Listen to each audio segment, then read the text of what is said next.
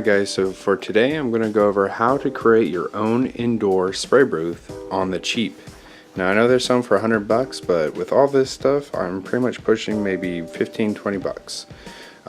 So here I just got myself a normal plastic container here that'd be big enough for my spray booth.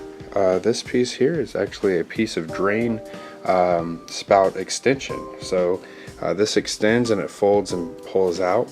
And then here is a computer fan that I actually just pulled from an old computer. And this here, this is probably the most expensive part, but you probably get it pretty cheap. But it's a normal plug that plugs a computer fan in, and this is the casing for the fan. So I'm going to go over the steps of what I'm going to do to create this, and pretty much all for 20 bucks if you want to have a spray booth on the cheap. Alright guys, as you can see, this is the back here. All I did was I took my piece and I took a Sharpie to get the outline. I was going to do it at the side, but I'm thinking about when I'm spraying it, I am going to be spraying it directly on from this way. And I figured, here's my window, and I can have it curved to go out the window, and I can still spray this way. So I wanted it in the back, only thinking is because you're going to be spraying towards the back end mostly, so with the fan it'll help suck out that the fumes away from you and push them out that window. Alright guys, so you can see here, what I want to do is put this fan in here. So what I'm going to do is put a little hole here with a little hand drill, and I'm going to cut a slot out, you know, so that way about right here, I'm going to pull the cord through it. So the idea is I'm going to have this sitting here where I have awesomely cut this hole. I shall repair that piece. But I'm going to put it through here, and this way this sticks out just a little bit, probably up to this lip here. So it's about an inch through, and the fan's going to sit back. And what I'm going to use here is these are actually just standard. You use any type of cloth, but these are just different kind of cloth that I have. This one has multiple layers because I just happen to have some lying around. But you can use any cloth that you want. You can even keep swapping it out, and what I'm going to do is overlay it on this part here so it sucks through, and then the back end is going to have one more piece of cloth for second filtering, and then that will go out the window. So I'm going to put the fan in here, and then what we're going to do is either you can either hot glue it if you want it permanent, or you can use tape, like duct tape, and tape it to it.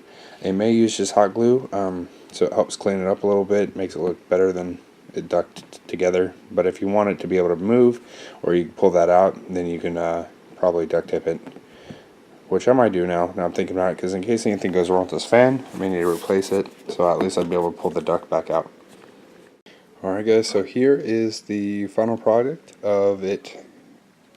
Inside its little casing here, I did have to kind of push it on down. As you can see, there's some bulging done, because it's not obviously meant to fit a fan, but I did get that inch space that I wanted there of clearance, as well as here's the cable that I was talking about. Cut out that little space here just so that plug would fit through, and I'm gonna actually use tape to tape that up so we don't have any leak spray coming out of there, and then we'll get this installed.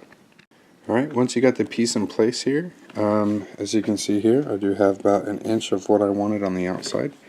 And basically there are some gaps and stuff, but we'll fill that in with some hot glue. You can also, again, use duct tape. I figured if it's hot glue, it would hold a little bit better, so we use hot glue this time. Alright guys, I know it's not pretty, but there it is. It is now hot glued there. I did repair that piece and the cracks that were going up there. You know, when I was cutting into it, I was using a dull blade. Probably should have tried to get a sharper blade.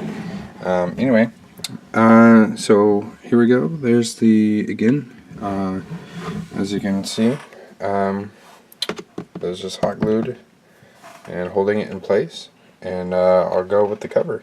Alright guys, so you can see here is the actual cover that was initially used for a fan. It actually clips right on with no problem. And ideally what I'm going to do is cut out the filter here, and I'm going to place it in here, so let's get that. Alright, so there you go. You can see the fan cover. I did actually insulate it there with the piece of cloth.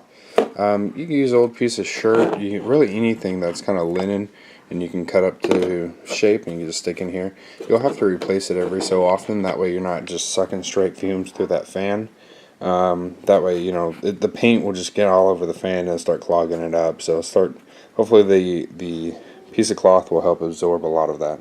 Alright, hope you guys can see. It's not perfect, but it does just clip on there. It sits pretty snug on there. You'd have to pop it off and it goes back on fairly easy. You know, it's obviously not the right size or anything for it, but you can make things work. Like that. So now we got the pre-cover, now we're going to do the rear cover that will go out the window. Alright, for the exhaust port, guys, all I did was took that piece of cloth that I had and I cut it where it made almost like a plus symbol, where I sliced in some edges here and here, and let's see if I can show you guys see it better. There we go. And here. And what I did was just feed it through, push a piece of cloth in here. So it's not perfect, it's just going to catch that final debris that's coming out. Some of the paint fumes or anything like that. Hopefully it just catch a lot of the actual paint. The fumes will get sucked out. And you'll basically push this up to your window, and so while you're spraying, we'll have the fan running, and we'll test this out. Alright guys, so here it is. It is currently running. You can probably hear it.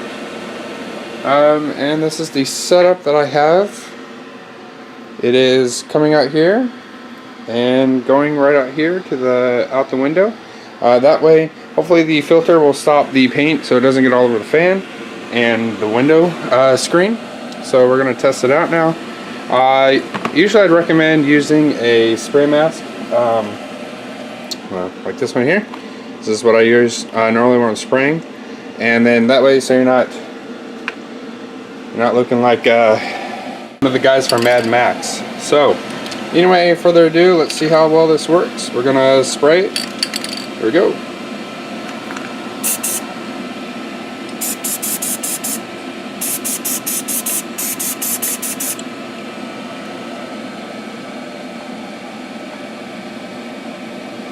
Looks like it's working pretty good, actually. I'm not wearing my mask, but I don't really smell anything. It seems to be sucking it out pretty good. And there you have it. You have yourself your own spray box at the cheap, and it seems to work out really well. Alright guys, hope you like this tutorial. Hope you guys can make one, and if you do, be sure to post it on the FMP Wargamers page and show me your creations.